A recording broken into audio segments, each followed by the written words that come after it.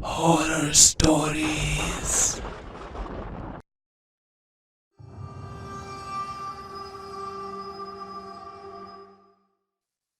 Spain में समुद्र से लगा एक छोटा सा पहाड़ी शहर है सेंटा लूसिया। सफेद दीवारों वाले घर, छोटी छोटी गलियां और हर घंटे चर्च की घंटी की आवाज। दिन के वक्त ये जगह एक पोस्ट कार्ड, एक पेंटिंग जैसी लगती है, लेकिन रात होते ही सेंटा लूसिया की हवा में एक अजीब सी ठंडक घुल जाती है। ये कहानी 19 साल के मैटियो गुरेरो की है, जो हाल ही में स्पेन के मैड्रिड से सेंटा लूसिया आया था। वो एक आर्किटेक्चर स्टूडेंट था जो पुराने यूरोपियन टाउन्स की बिल्डिंग्स स्टडी और डॉक्यूमेंट करता था। सेंटा लूसिया के एशियंट चर्च और 100 साल पुराने घर उसकी रिसर्च का हिस्सा थे।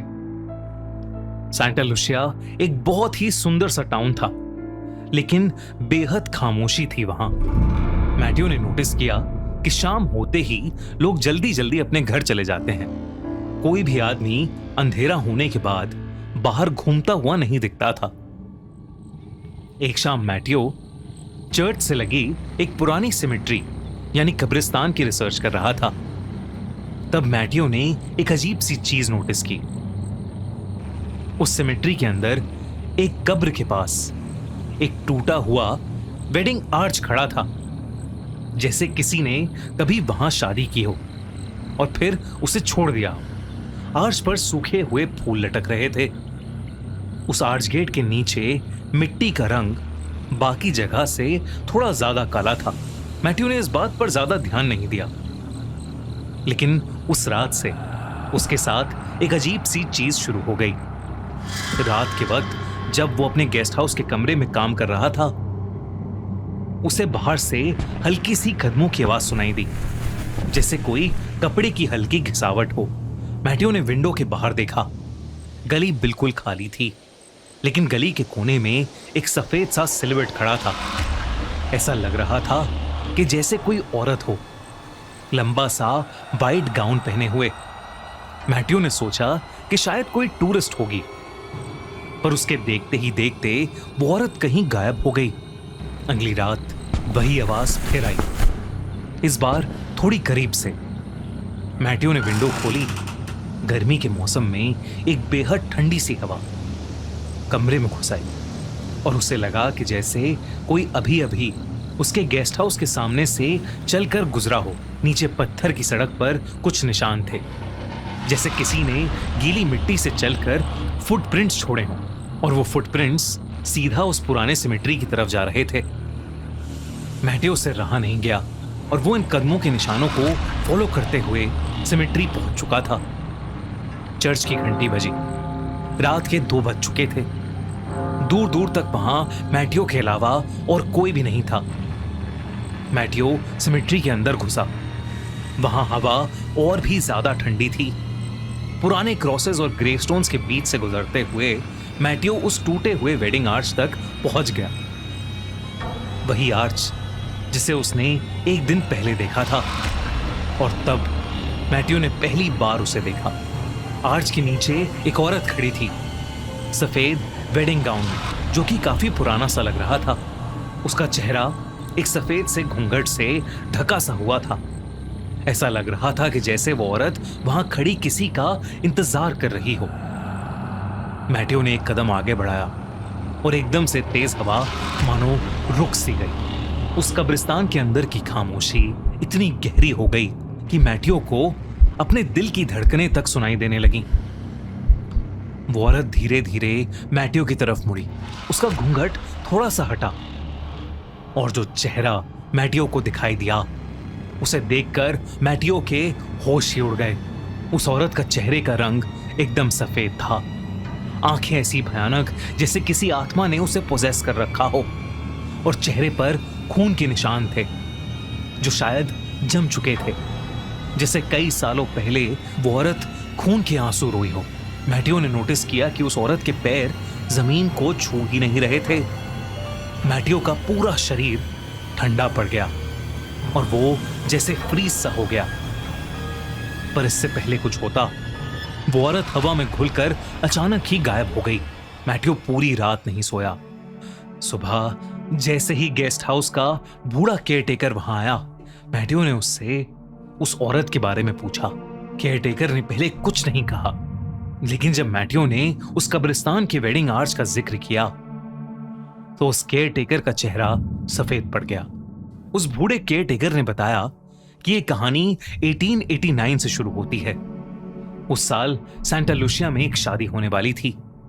दुल्हन का नाम था इजाबेला रोमेरो और दूल्हा था हावियर मोरालेस। टाउन के सबसे खुश कपल के रूप में उनकी शादी सेलिब्रेट हो रही थी। मंडप उसी कब्रिस्तान के पास बनाया गया था क्योंकि चर्च में रेनोवेशन का काम चल रहा था। शादी की रात सब लोग इकट्ठा हुए। इजाबेला अपने वेडिंग गाउन में मंडप तक पहुंची, लेकिन उसका दूल्हा कभी आया ही नहीं। बाद में पता चला कि हावियर शादी से कुछ घंटे पहले ही सेंटा लूसिया छोड़कर किसी और लड़की के साथ भाग गया था। इजाबेला ने पूरी रात उस मंडप के नीचे उसका इंतजार किया। रात ठंडी होती गई और सुबह होने से पहले इजाबेला वहीं गिर गई। उसका दिल बंद हो चुका था। कुछ लोग कहते हैं कि उसे एक बहुत बड़ा सदमा लगा था, जिसकी वजह से उसकी मौत हो गई। इजाबेला की बॉडी को उसी कब्रिस्तान में दफन कर दिया गया। लेकिन उस रात के बाद सेंटा लूसिया में एक अजीब चीज होने लगी। कभी कभी रात के वक्त लोग एक सफेद वेडिंग गाउन में एक औरत को उस कब्रिस्तान के आर्च गेट के नीचे खड़ा देखते हैं, जैसे वो अभी भी किसी का इंतजार कर रही हो। लोग उसे डेड ब्राइड या कॉर्प्स ब्राइड बुलाते हैं। मैथ्यू इस कहानी को सुनकर घबरा चुका था। कल रात उसने भी उस डेड ब्राइड को देखा था। उस रात मैथ्यू जब अपने कमरे में था, उसने फिर से वही आवाज सुनी। इस बार वो कदमों की आवाज सीधा उसके कमरे के बाहर तक आई और फिर हवा में एक अजीब सी स्मेल आने लगी, गीली मिट्टी और पुराने फूलों की। मैथ्यू अब घबराने लगा था। उसने धीरे से दरवाजे की तरफ देखा। दरवाजे के नीचे से एक परछाई नजर आ रही थी, जैसे कोई बिल्कुल दरवाजे के सामने खड़ा हो। और फिर उसके कमरे का दरवाजे का हैंडल अपने आप धीरे धीरे हिलने लगा। घबराहट के मारे मैथ्यू के पसीने छूटने लगे। तभी हैंडल हिलना रुक गया और फिर धम से कमरे का दरवाजा अपने आप खुल गया। मैथ्यू की चीख निकल गई, लेकिन दरवाजे पर कोई था ही नहीं। और कुछ सेकंड्स बाद कदमों की आवाज वापस दूर चली गई। पर तभी मैथ्यू की नजर उसके कमरे की खिड़की पर गई। खिड़की के बाहर वही भयानक दिखने वाली औरत खड़ी थी, उसी सफेद वेडिंग गाउन में, अपनी भयानक आंखों से मैथ्यू को ही घूरती हुई।